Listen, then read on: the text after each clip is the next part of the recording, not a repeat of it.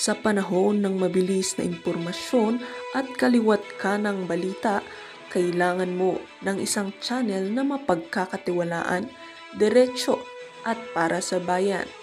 Ito ang Balitang Pambansa, ang iyong bagong tahanan ng mainit na issue, tunay na impormasyon at mga balitang hindi mo dapat palampasin.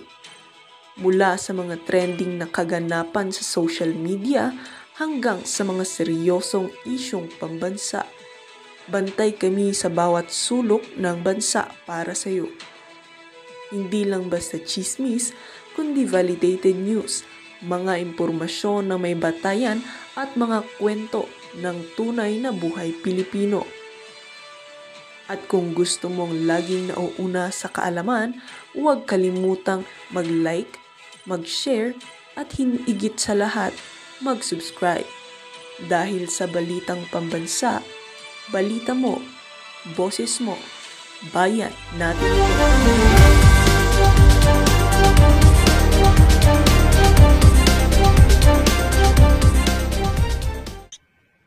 Para magamit ang unprogrammed appropriation, sino ang nag-a-approve ng special budget request ng DPWH to the Secretary? Ang Department of Budget and Management po. Ang Department of Budget and Management, tama po ba yun? Tama po. Final answer? Tama po. Pero sabi po, if we go to... Ito mga ka-reaction. Ito makabayad black to.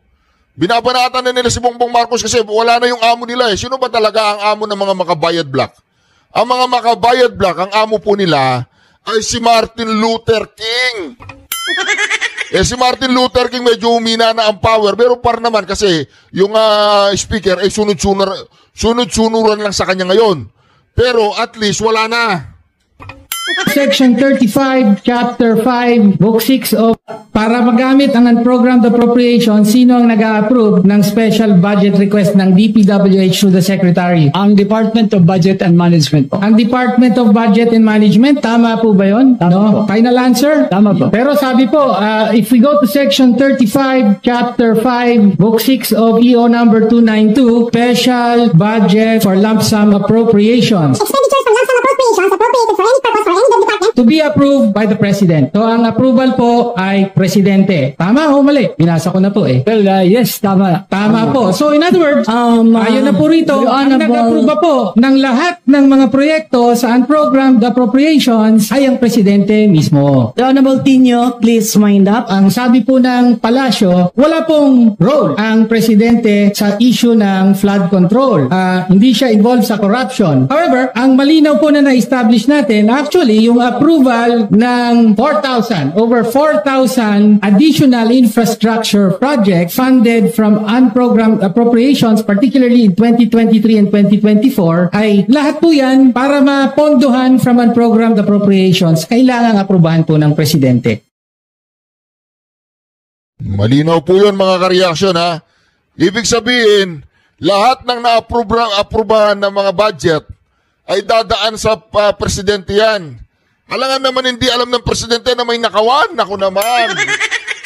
Mayor Magalong, okay na yan. Okay na. Dahil naramdaman ni Bongbong Marcos, hindi kanya mapapasunod ng 100%. Pero patuloy mo pa rin tinatanggap sa sarili mo na ang dapat makulong lang ay si Saldi Corakot at si Martin Luther King. Si Bongbong Marcos, ang apelido niyan, Marcos. Nako, merong reputasyon ang mga Marcoses. Ang pinaka-reputasyon nila nasa Guinness World of Record yung mga yan. Mayor Magalong.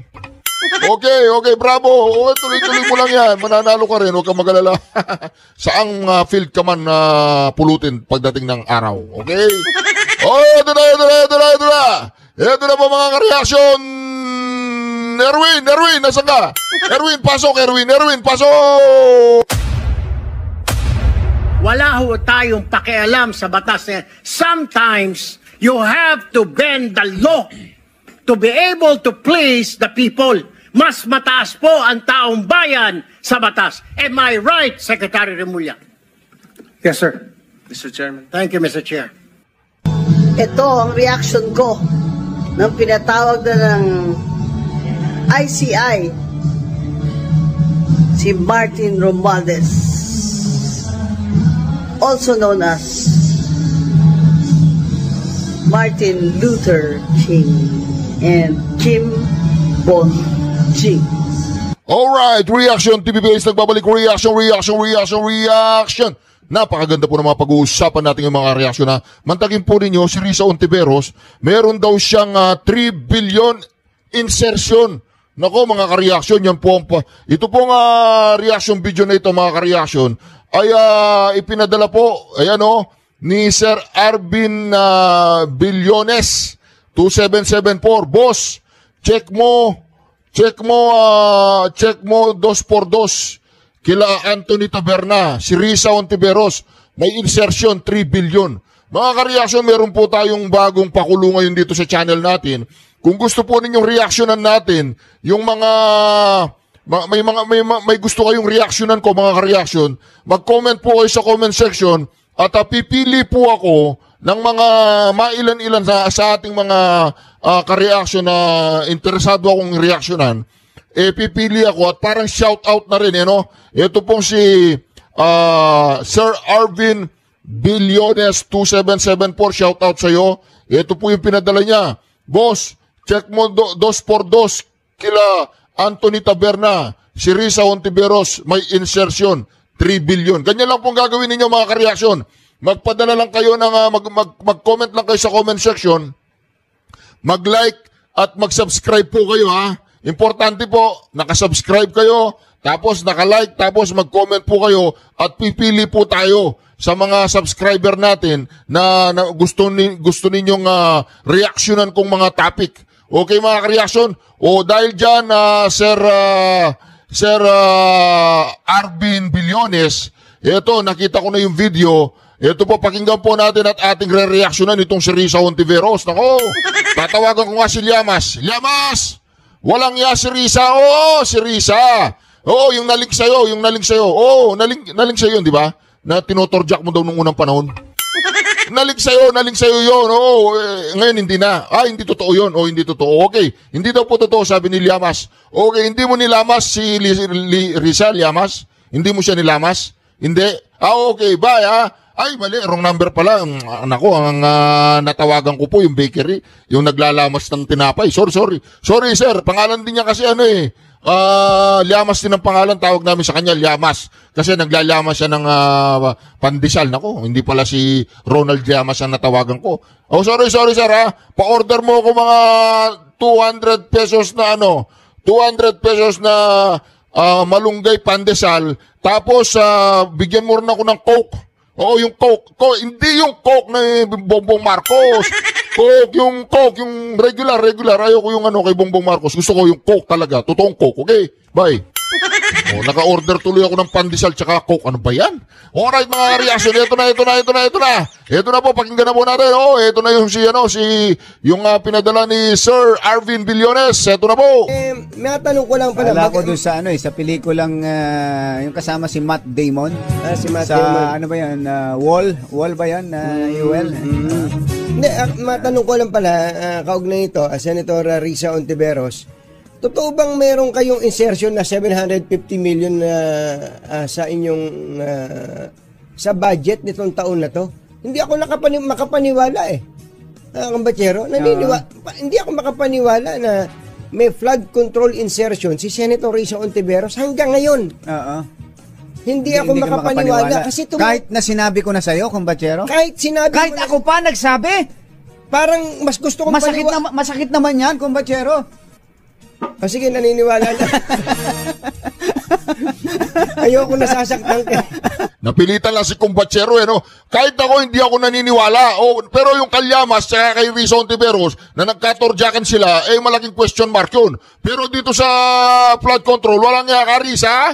Nagmamalinis ka. Sabi ko na nga ba, yung mga nagmamalinis na ganito, sila yung may mga tinatagong bulok Meron pala siyang insertion Magkano ba yung insertion na? Kailangan makwenta natin yan. Hindi kaya po hindi ako makapaniwala sapagkat si Senator Risa Hontiveros ay bumotaw na may panlilinlang at malaking banta ito sa ating pambansang seguridad. Si Joseph C. ay inaresto noong August 21. Ayun. May tanong ko lang pala. Wala ko doon sa sa pelikulang yung kasama si Matt Damon. Si Matt sa, Damon. Pasensya na po, naulit. Hindi po ako mag-i-interrupt. Dire-diretso po ito. Pagkatapos nilang magsalita, ako naman, okay? Kailangan ko mag-react. Siyempre, reaction nga eh. Yung iba dyan, nagko-comment, bakit sabat ka na sabat? Bakit dada ka ng dada dyan? Reaction TVP. Sir, ma'am, nandito po kayo sa Reaction TVPH. At ang mga ka-reaction dito, gusto po nila ako nagre-react, di ba? Di ba? Meron pang bago nagte-trending ngayon yung mga translation ko. Yung mga tinatranslate kong English, tinatagalog ko yun, nagte-trending ngayon yun. Yan, wall ba yan, Yuel? Hindi, matanong ko lang pala, kaugnay ito, Senator Risa Ontiveros, totoo bang meron kayong insertion na 750 million sa inyong sa budget nitong taon na to? Hindi ako makapaniwala eh. Kambatsero, hindi ako makapaniwala na may flood control insertion si Senator Risa Ontiveros hanggang ngayon. Hindi ako makapaniwala kasi kahit na sinabi ko na sa'yo, Kumbatsero? Kahit ako pa nagsabi. Parang mas gusto kong masakit naman yan, Kumbatsero. Sige, naniniwala na. Ayoko nasasaktan ka. Hindi kaya po hindi ako makapaniwala sapagkat si Senator Risa Ontiveros ay bumoto ng against doon sa BICAM report. Di ba, may ratification ng Senado. Yung pagkatapos ng BICAM report, ibabalik sa Senado at pagbobotohan, iraratify. Dalawa silang hindi bumoto eh. Si Senator Risa saka si Senator Coco Pimentel, pareho silang dalawang opposition. Nasa minority. Kaya hindi ako makapaniwala na meron siyang insertion. Baka ang na flood control Na flood control. Baka iniisip niyo hindi, ano lang to. Yun ang ceremonial function lang ng opposition. Ganon? Baka parang ganon. Ministerial sa parte ministerial. nila. Kaya lang, yun nga eh. Hindi kaya may ibang nag-parking din kay Senator Risa? Wala naman siyang garahe.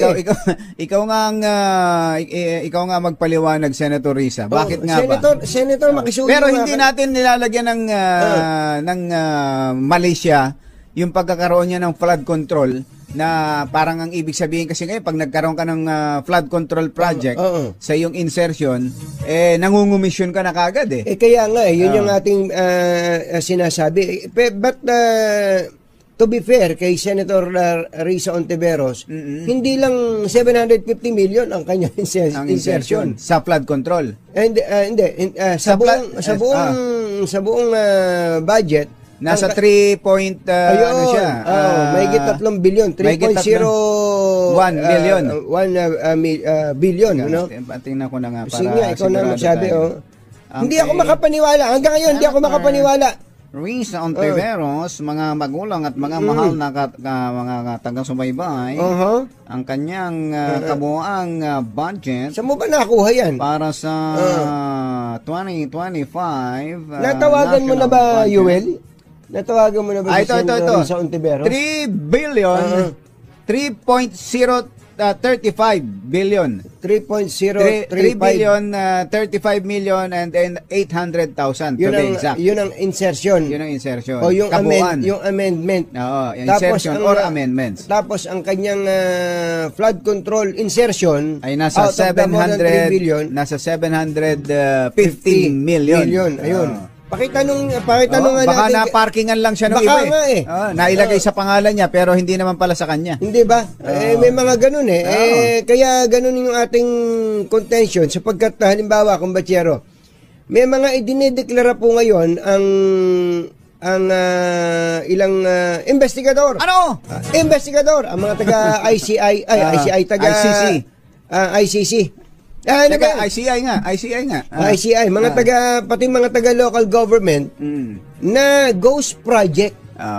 Nung pala, Kumbatsero, dahil sa dami ng project, yung sinusulat na coordinates, siguro nahilo na yung nagsusulat. Mali ang coordinates. Kaya baka sinadya talagang imali. Kaya nangyari po naging part nga ng modus talaga yun eh. Yung imamali yung coordinates para hindi mo makikita. Hindi kaya ganito yung punto natin, Kumbatsero. nung nagkagulo na, nung naghahanap pa na ng ghost project, nung sinabi ng Pangulo, submit, di obligado mag-submit dun sa sumbong sa Pangulo, yung mga coordinates ng mga proyekto. Alam niyo po ba mga kababayan, kung nakikinig kayo sa Senado, napakarami, libo daw po yung mga proyekto na mali yung nandun sa DPWH Central na coordinates. Ayun na nga. At pag pumunta ka dun sa opisina ng District Engineering Office, kumpetero, tama yung coordinates. Kaya pag ang pinagbatayan mo ay yung coordinates na nandun sa Central Office, hinanap mo dun sa lugar, walang project. Walang project. Pero pagka pinuntahan mo yung District Engineering Office na kung saan tama ang coordinates, makikita mo yung project. Dahil sila talaga yung sila yung nakakaalam ng coordinates. Mismo, Kaya yung kay Senator Risa Ontiveros, hindi kaya inilagay nyo lang sa pangalan ni Senator. Ba't nyo ginaganyan si Senator Risa? Baka nga. Di ba? Sige nga, Yuel, try nga natin si Senator Risa mamaya, para baka meron ngang ganun lang ang ginawa sa kanya. Para biruin mo hindi ako makapaniwala Hindi ako makapaniwala na meron siyang flood control nakita mo naman yung pinakita ko sa yung papel. Nabaliktad. Hindi ka naman naniniwala. Nasasaktan naman ako, sir. Naniniwala na ako. Maria, samantala, bawal pa rin ang mga eroplano na lumipad malapit sa Bulkang Taal. Sa inilabas na notice to airmen ng Civil Aviation Authority of the Philippines, bawal lumapit ang... Naku, mga kareaksyon, ito na. Lumalabas na po, mga kareaksyon. Lumalabas na po ang baho ng mga kalaban. Ito pa lang si Risa Ontiveros, 715 flood control, 715 million flood control, tsaka 3 billion daw, may 3 billion insertion. Nako, Risa, ano ba yan? Kailangan mong ipaliwanag yan, Risa. Tawagan ko si Llamas. Gusto mo, Risa, tawagan ko si Llamas. Wag. Hindi naman doon totoo yung nagtorjakan silang dalawa.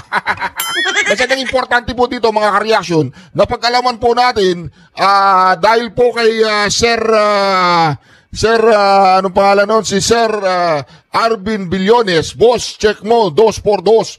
Kila Anthony Taberna, si Risa Ontiveros, may insertion, 3 billion. Yo. O di ba mga ka-reaction, at least napag-alaman natin sa ating ka-reaction, di ba? Kaya kung meron po kayong gustong reactionan natin, magpadala po kayo dyan sa comment section, subscribe, like, tsaka comment. Ito po mga ka-reaction ang reaction ko kay Risa Ontiveros. Arararararan, tarirariraran. O, bulagaan na yan, Risa. Risa. Di ba ang reaction ko dyan, Risa? Ganito ang reaction ko dyan. Humanda ka kay Marcoleta. Umanta kay Marcoleta, tapos sabihan mo yung mga mga minions mo. Pag chinachat ka nila, ayusin nila para pag nagsalita ka, babasahin mo na maayos yun. Katulad nung ginawa mo yung meron kang mga tauhan mo sa likod. Kailangan meron kang magaling na nag-aano sa Google, mga Google Finder mo. Diba? Ginugoogle nila yung mga batas. Ngayon, Risa, i-google mo ano yung gagawin mong magandang pangangatwiran.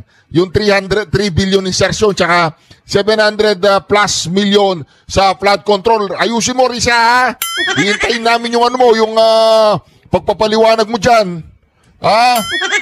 Yung magkano binabayad mo sa nagme-makeup sa'yo.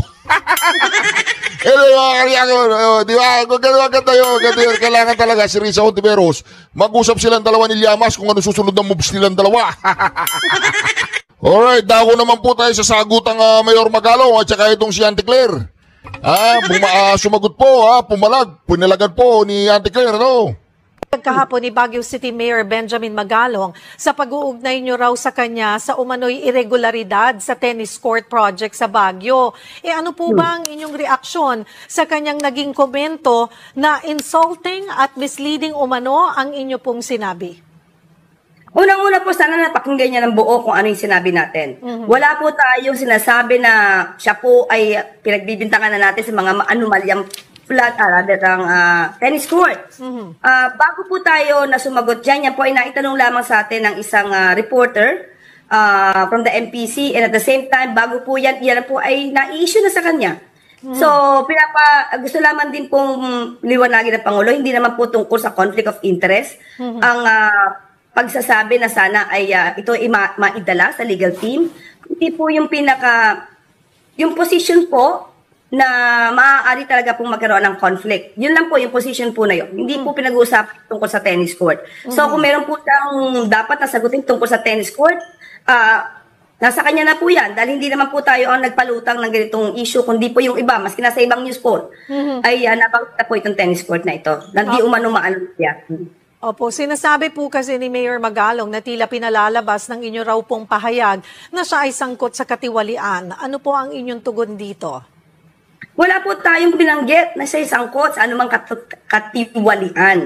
Ang pinag-usapan dito po ay tungkol sa kanyang posisyon, kung ito po ba ay nagkakaroon ng hindi pagsang-ayon sa konstitusyon. At yun po ang pinapatignan ng Pangulo at the time. At yung tungkol sa tennis court, nasabi lang po yan dahil yun po yung nabanggit ng isang reporter at tinanong po yan. Pero categorically, wala po tayong binabanggit tungkol sa kung ito man ay maanumalya o hindi. Siya na po ang bahala sumagot po niyan kung siya po ay matatanong dahil mukhang lumilitaw nga po itong issue tungkol sa tennis court. And dagdag ko na rin po. Go ahead, Yusek. Nadinig po natin na sinasabi niya na sa akin daw ay may nag-utos na mukhang iba. Someone na may nag-utos sa akin to say that. Unang-una po, ang sabi niya, hindi niya alam. Siya nagsabi, someone na hindi niya alam. So, kung hindi po niya alam, ang hirap po sigurong bigyan ng anumang comment on that. Siguro liwanagin niya muna kanyang sinabi kung sino ba yung sinasabi niya nagpuputo sa akin.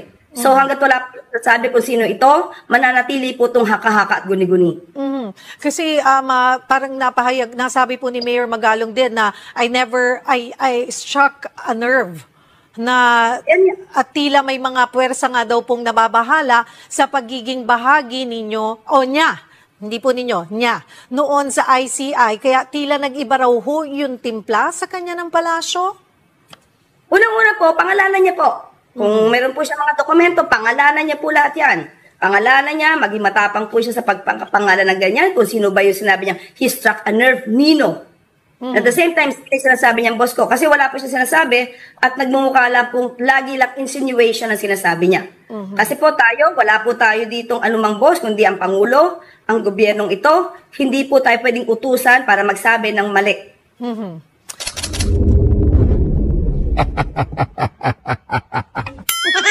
Si Auntie Claire, ba't kaya gano'n, no? Parang lagi po siya nagkikipag-away, no? Ano kaya ang pinaglihi kay Auntie Claire? Ha? Siguro ang pinaglihi kay Auntie Claire yung mga chismosa dyan sa tabi-tabing bahay na pag nangutang hindi na nagbabayad, no? Siguro yung mga ganong pinaglihi si Auntie Claire. Kasi pag nagsasalita siya, parang lagi siya nagkikipag-away eh. Parang yung mga bumibili sa palengke na tumatawad, wala namang kasalanan. Parang gano'n yung, magkano po ito? 5 piso kilo. Ito po, 450 lang eh. Ba't dito mahal-mahal? Hindi po pwede 4 pesos na lang. Tingnan mo, nakikipag-away na, tumatawad na, wala namang kasalanan, nakikipag-away. Ganun na ganun po si Auntie Claire. Tumatawad, wala namang kasalanan. Ay, kasalanan, marami ka. Si Auntie Claire, bagong buhay ka na, Auntie Claire. Ako.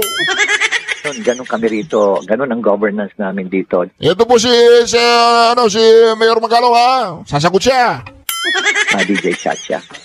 And during that time, na nanalo sila, wala pa kaming alam na anomalya pala itong St. Gerard na ito. Ito lang naman 2025 ito nangyari.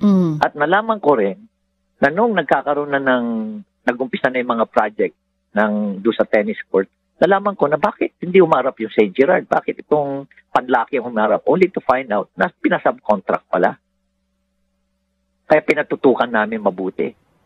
Tinutukan namin mabuti. Pero only to find out, nung mga 2025, nagagalit na ako. Bakit ang laki-laki na? Bakit nade-delay na yan? Kailan pa matatapos yan? So sabi ko, patawag nyo na yung St. Gerard. That was before the elections Patawag nyo na yung St. Gerard at sabihin nyo sa kanya, kung hindi pa niya aayusin niya, tatapusin yan ipapaterminate ko siya, ipapa-blacklist ko pa siya. So nagpanik sila. Nagpuntahan sila dito sa Baguio. Minadali nila ngayon. During the final stage, nung yung maglalagay na sila, ayusin na lang.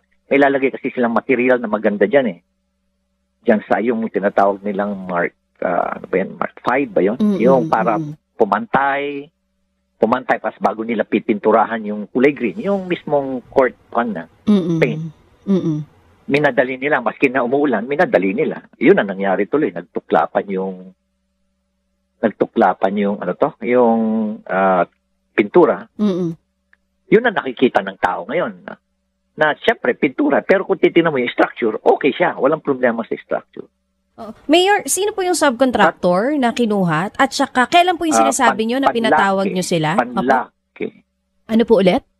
Pinatawag ko yan eh. Kailan ba yan? Namura-mura ko yan sa tennis court eh. Yan si Diskaya eh. Kailan ba yun? Mga 2 months ago, 3 months ago. Namura-mura ko yan sa sa tennis court eh. Galit na galit ako dyan eh. Okay. Manlaki po ang subcontractor? Tama po ba yung dinig namin? Panlaki. Panlaki. Oo, panlaki po. Kasi alam Mayor, mo, nalaman namin